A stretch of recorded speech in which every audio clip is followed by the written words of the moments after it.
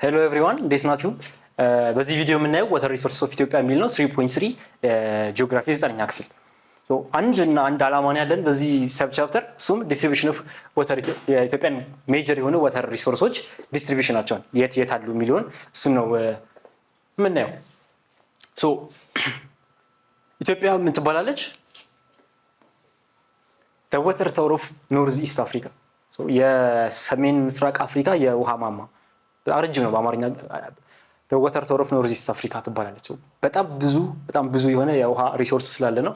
ከኮንጎ ቀጥሎ በውሃ ሪሶርስ ፖቴንሻል ከአፍሪካ ሁለተኛ ነች። በጣም ብዙ ከበቂ በላይ የሆነ ውሃ ያለበት ሀገር ነው ኢትዮጵያ። በቂ ዝናብ አለ፣ በቂ ሬንፎል፣ በቂ ደግሞ ወተር ቦዲዎች አሉ። ሜጀር ሪቨርስ አለን፣ ሌክስ፣ ሲግኒፊካንት ግራውንድ ወተር ከመሬት በታች የከርሰ ምድር ውሃ ማለት ነው፣ እሱ አለን። በቂ ዝናብ፣ በቂ ወንዞች። ስለዚህ የውሃ አትሊስት እንደ ፖቴንሻል የውሃ እጥረት የለም ኢትዮጵያ ውስጥ። ቤት መብራት ውሃ የለም ሊሆን ይችላል፣ ግን ኢትዮጵያ ውስጥ ውሃ አለ ከበቂ በላይ። መታያቸው ኦል እነዚህ በሰማይ የሚያደርጉት ዲሰር ዋተር ሪሶርስስ ግራውንድ ዋተር ሪሶርስስ ማለት ነው።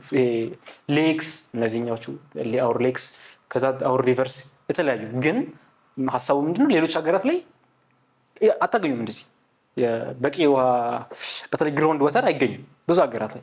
ኢትዮጵያ ውስጥ ግን ከበቂ በላይ የሆነ ዋተር ሪሶርስ ያላት ሀገር ነች። ለዛ ነው ዋተር ታወር ኦፍ ኖርዝ ኢስት አፍሪካ የሚባለው። ሌላኛው ደግሞ ሩፍ ኦፍ ኖርዝ ኢስት አፍሪካም ትባላለች ኢትዮጵያ። እሱ ደግሞ በከፍታዋ ነው። ይሄኛው በውሃ መጠኗ ነው።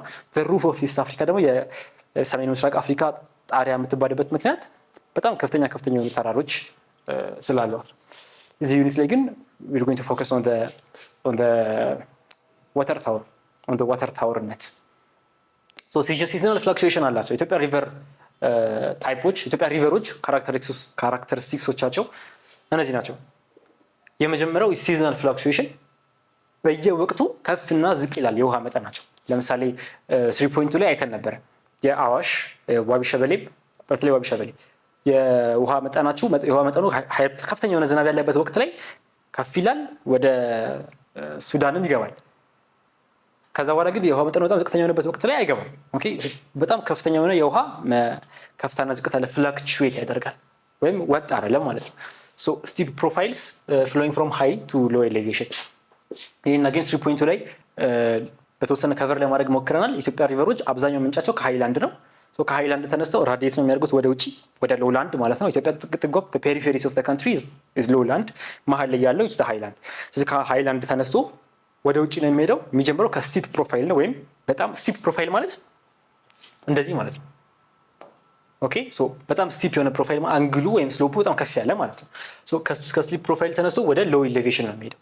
ከዚህ ቦታ ላይ ተነስቶ በጣም በስቲፕ ፕሮፋይል ይወጣና ከዛ ላይ ወደ ሎው ኤሌቬሽን መንገዱን ይቀጥላል ማለት ነው።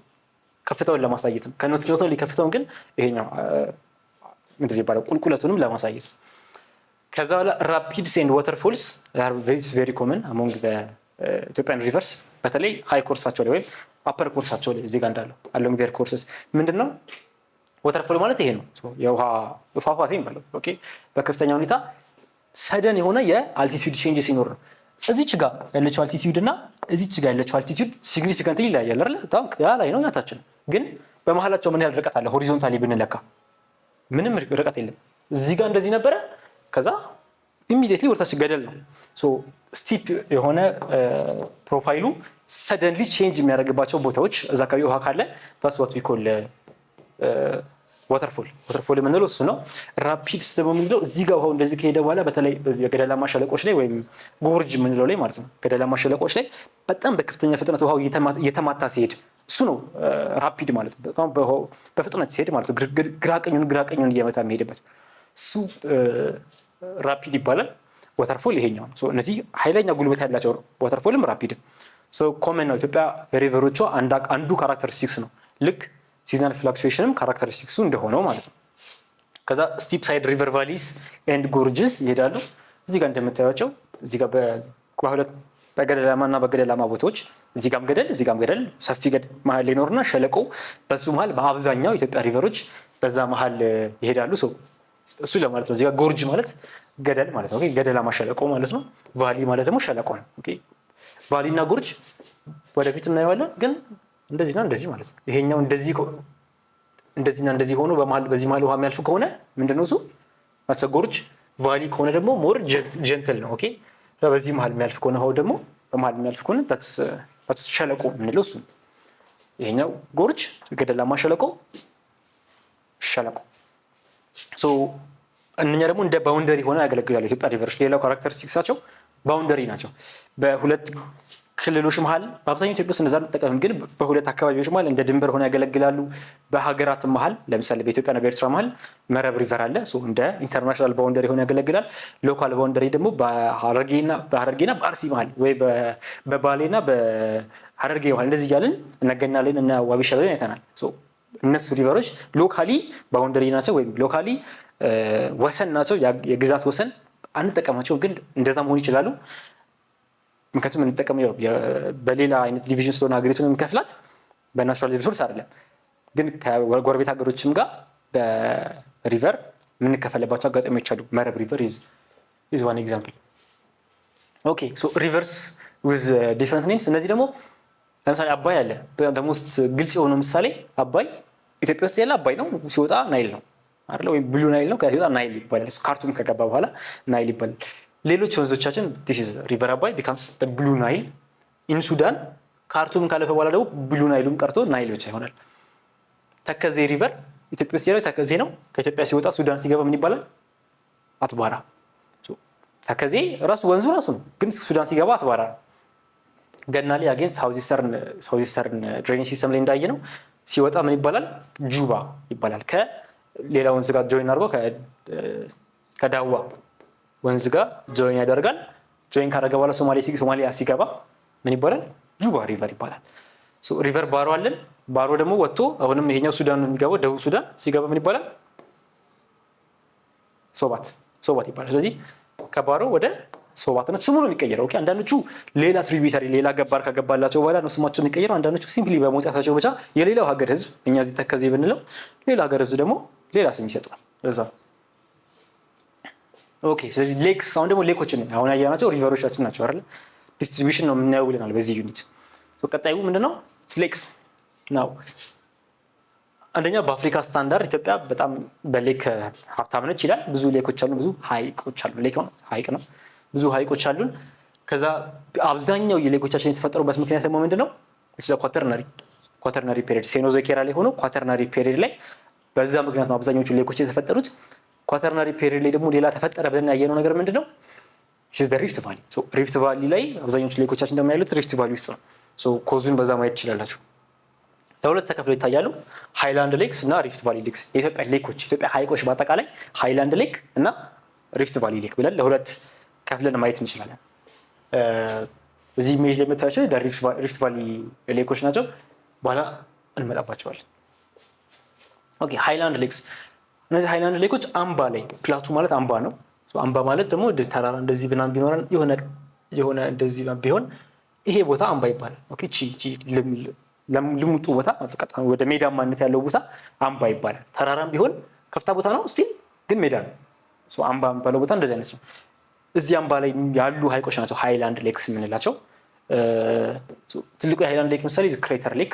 ክሬተር ሌክ የሚፈጠረው ደግሞ በምንድነው? ከመሬት በታች የሚኖር ፕሬሸር ይኖራል፣ የሚኖር አንደርግራውንድ ኢፌክት ቴክቶኒክ ኢፌክት ሲኖርና ከሱ በኋላ የሚወጣው ላቫ እሱን ገፍቶ የሚወጣው ላቫ ኦን ቶፕ ኦፍ ማውንቴን ኦን ቶፕ ኦፍ ፕላቱ እዚህ ጋር ማለት ነው ገፍቶ የሚወጣው ላቫ መሀል ላይ ክፍተት ይፈጥራል። ኦኬ እንደ ድስት ብታስቡት ከታች የወጣው ጉልበት ከላይ ጉድጓድ ይሰራል ማለት ነው። እሱ ክፍተቱ ደግሞ ይሞላል፣ በዝናብ ይሞላል። ፎርሙላ ደማውዝ ኦፍ ኤክስፕሎሲቭ ቮልካኖ የሚለው እሱ ነው። ቮልካኖ ምክንያት ጫፉ ላይ የቮልካኖ ጫፍ ላይ የሚፈጠር ነው። ሀሸንጌ ሀይቅ አለ። ሀሸንጌ ሌሎችም ሌኮች አሉ ደግሞ ቢሾፍቱ አካባቢ፣ ወንጭ አካባቢ፣ ላንጋኖ እነዚህ ክሬተር ሌክ ብለን የምንይዛቸው ናቸው። ወተር ሼድ የምንለው ይሄኛው በቮልካኖ ምክንያት ነው። ወተር ሼድ የምንለው ደግሞ ተራራ ጫፍ ላይ አይደለም የተፈጠረው። ላቫው ምንድን ነው ያደረገው? ኦልሬዲ ሜዳ ልሙጥ ሜዳ ይኖረንና እሱ ሜዳ ላይ የሚፈጥረው ዙሪያው ነው ዳም የሚያደርገው። ኦኬ አንድ ልሙጥ ሜዳ ቢኖረን ወይም ሻሎሊ የሚለው መጽሐፋችሁ ሻሎ የሆነ ዲፕሬሽን ቢኖር በትንሹ ብቻ ወደ ውስጥ ገባ ያለ ገደላማ አካባቢ ቢኖር ምንድን ነው የሚያደርገው? ዙሪያውን አንድ የሆነ ቮልካኖ ከተፈጠረ የሆነ ላቫው ዙሪያውን ዳም ያደርገዋል ወይም ዙሪያውን ይከልለዋል ማለት ነው። ትንሽ የጎድጎድ ብላ የነበረች ቦታ ነበረች። ዙሪያውን ቮልካኖ ሲከባት ምን ሆነች? ክፍት ቦታ ሆነች። እሷን ነው ወተርሼድ ሌክ የምንለው። ወተርሼድ ሌክ ማለት ሻሎ የሆነ ፕላቱ አለ። ሻሎ የሆነ ፕላቱ ላይ መሀል ላይ ማለት ነው ውሃ ሲገባል ዝናብ ዲፈረንት ዋተር ቦዲስ ሲገቡና ጊቫስ ወተርሼድ ሌክ ጣና ትልቁ ምሳሌያችን ጣና ነው። ጣና የተፈጠረው በክሬተር ሌክ አለ የሆነ ቮልካኖ እንትን ብሎ ከዛ ክፍተቱ መሀል ላይ ሳይሆን ሻሎ የሆነ ዲፕሬሽን ነበረ። እሱ ዲፕሬሽን ዙሪያው ዳም ተደረገ። በምን? በላቫ። እዛ ላቫ ውስጥ ያለ ዋተር ቦዲ ከዛ በኋላ የተፈጠረ ዋተር ስትራክቸር ዋተርሼድ ሌክ ይባላል። ትልቁ ምሳሌያችን ኢትዮጵያ ውስጥ ሌክ ጣና። እዚህ ካን ሲ ሂር ዲስ ኢዝ ቶፕ ማውንቴን ላይ ያለ ነው። የክሬተር ሌክ ምሳሌ ነው። የዋተርሼድ ምሳሌ ነው። ዲስ ኢዝ ሪቨር ጣና ሌክ ጣና ባይ ዘ ወይ ከላይ ሆኖ ሲታይ በጣም ሰፊ ቦታ ነው። ቀላል ቦታ አድርጋችሁ አታስቡት። በጣም ሰፊ ቦታ ነው። ሌክ ጣና ዲስ ኢዝ ሜዳ ቦታ ነው። ዙሪያውን ላቫ ዳም ስላደረገው መሀል ላይ ያለው ወተር ቦዲ ጣና ወይም ወተርሼድ ሌክ ነው። ለሁለት ከፈል ነው ማለት ነው። የሃይላንድ ሌክን ለሁለት ከፈል ነው፣ ወተርሼድ እና ክሬተር ብለን። ቀጣዩ ደግሞ ሪፍት ቫሊ ወይም በስምጥ ሸለቆ ሀይቆች ናቸው። እነዚህ የምታውቋቸው ሀይቆች ናቸው። እነዚህ ዝዋይ፣ ላንጋኖ፣ አብያታ፣ ሻላ። እነዚህ ደግሞ እንደዚህ ኢትዮጵያን በተለይ መካከለኛ ኢትዮጵያ ጀምሮ እስከ ደቡብ ምስራቅ እስከ ደቡብ ምዕራብ ኢትዮጵያ ድረስ ያሉ ሀይቆች ናቸው። በተከታታይ ያሉ ቅርብ ያሉ ምሳሌ አብያታ ብሎ እዛው ላንጋኖ አለ፣ እዛው ሻላ አለ፣ ብዙ ሳይርቅ ዝዋይ አለ። ቅርብ ያሉ ሀይቆች ናቸው የስምጥ ሸለቆ ሀይቆች። ምን ይላል መጽሐፋቸው? ሊኒየር ፓተርን ነው ያላቸው። ኦኬ እንዲህ ቀጥ ያለ መስመር ነው ያላቸው ሊኒየር ፓተርን። ዝዋይ፣ ሻላ፣ ላንጋኖ፣ ሐዋሳ፣ አባያ፣ ጫሞ እንደዚህ አይነት ወንዞች የአርባ ምንጭ፣ ሐዋሳ፣ ወላይታ እንደዚህ ያሉ ወንዞች ናቸው። እነዚህ ሀይቆች ናቸው። እነዚህ ሪፍት ቫሊ ሌክ ብለን የምንጠራቸው ማለት ነው። ኦኬ የቅድሙ ስላይድ ላይ መመለስ ካስፈለገ እነዚህ ማለት ነው። ኦኬ ተያይዞ ነው ያሉት። እዚህ ጋር ቆቅ አለ፣ አዋሽ አካባቢ አዋሽ ነው። ዝዋይ፣ አብያታ፣ እዚህ ጋር ላንጋኖ አለን፣ ሻላ፣ ጭቱ፣ ሐዋሳ ሀይቅ አለ። ከዛ ወርደን አባያ፣ ጫሞ፣ አርባ ምንጭ አካባቢ ያልኩት ይሄ ነው። ከዛ ይወጣል። ኦኬ ማለት ወደ ታች ይቀጥላል። ከዛ በኋላ ያለን ሌላ ሪፍት ቫሊ ሌክ የለንም፣ ግን ወደ ጎረቤት ሀገር ይቀጥላል። ይሄ አካባቢ ወይም በዚህኛው ደግሞ እንደዚህ ቢሆን ማለት ነው። በዚህ መስመር ምክንያት ያለ እዚህ አካባቢ ያለው ፓርት ነው። ሪፍት ቫሊ ሌክስ ያሉት እዚህ አካባቢ ነው ፎከስ የሚያደርጉት። ሃይላንድ ሌክስ ያልናቸው ደግሞ ለምሳሌ ጣና እዚህ አካባቢ ነው ያለው። እነ ዝቋላም እንደዛ ተመሳሳይ እዚህ አካባቢ ነው ያሉት። ከሪፍት ቫሊ ውጭ ያሉ በሪፍት ቫሊ ምክንያት ያልተፈጠሩ ሀይቆች ናቸው። ዲስ ኢዝ የሪፍት ቫሊ ሌኮች ግራፊክ ሪፕሬዘንቴሽን ማለት ነው። ኦኬ ዋተር ሪሶርስ ምንድን ነው ጥቅሙ? አየን ነው። ዋተር ዲስትሪቢዩሽን ለምን ምንማር? ዋተር ዲስትሪቢዩሽን እዚህ ጋር ወንዝ አለን፣ ሀይቃችን እንደዚህ አይነት ነው፣ በዚህ ምክንያት ተፈጠረ ምናምን። ጥቅሙ ምንድን ነው ስናጠናው ሁልጊዜም የሆነ ጥቅም ስላለን ነው የሚጠናው። ጥቅሙ ኢሚዲየትሊ አፓረንት ላይሆን ይችላል። አሁን ስናየው ይሄ ነው ልንለው እንችላለን፣ ግን ዴር ኢዝ ሰም ጥቅም። የሆነ ባለሙያ ይህንን እውቀት ተጠቅሞ እየሰራበት ነው። እኛንም ስሩ ፕሮሰስ እዛ እንድንደርስ ነው የትምህርቱ ሀሳብም እሱ ነው። ስለዚህ ምንድን ነው የሚለው ኮር ሀሳቡን መረዳት ያስፈልጋል። ለምንድን ነው የምናየው? ሲግኒፊካንስ ኦፍ ዋተር ሪሶርስ እና ኢትዮጵያን ሪቨርስ ኤንድ ሌክስ አር ኢምፖርታንት ናቹራል ሪሶርስስ ሶሺዮ ኢኮኖሚክ እና ኤስቴቲክ ቫልዩ አላቸው። ለምሳሌ ሶሺዮ ኢኮኖሚክ ቫልዩ ስንል ለምሳሌ በመስኖነት ያገለግላሉ፣ ለምሳሌ ለውሃ መጠጥ ያገለግላሉ፣ ለምሳሌ ለዩቲሊቲ ያገለግላሉ፣ ኃይል ልናመነጭባቸው እንችላለን። እንደዚህ ብዙ ውሃ ብዙ ጥቅም አለው። ኛው ደግሞ ጥቅማቸው ምንድነው? ኤስቴቲክ የሆነ ቫልዩ መስጠታቸው ነው። ወይም ስነ ውበት ቫልዩ ከቱሪዝም ጋር በተገናኘ ያላቸው። ስለዚህ እስካሁን ባያችሁት ቪዲዮ እንደተማራችሁ ተስፋ አደርጋለሁኝ። ጥያቄዎች ካሏችሁ ኮሜንት ሴክሽን ላይ ማስቀመጥ ትችላላችሁ። ከዛ ባሻገር በቀጣይ ቪዲዮ እስከንገናኝ ድረስ ቴክ ኬር።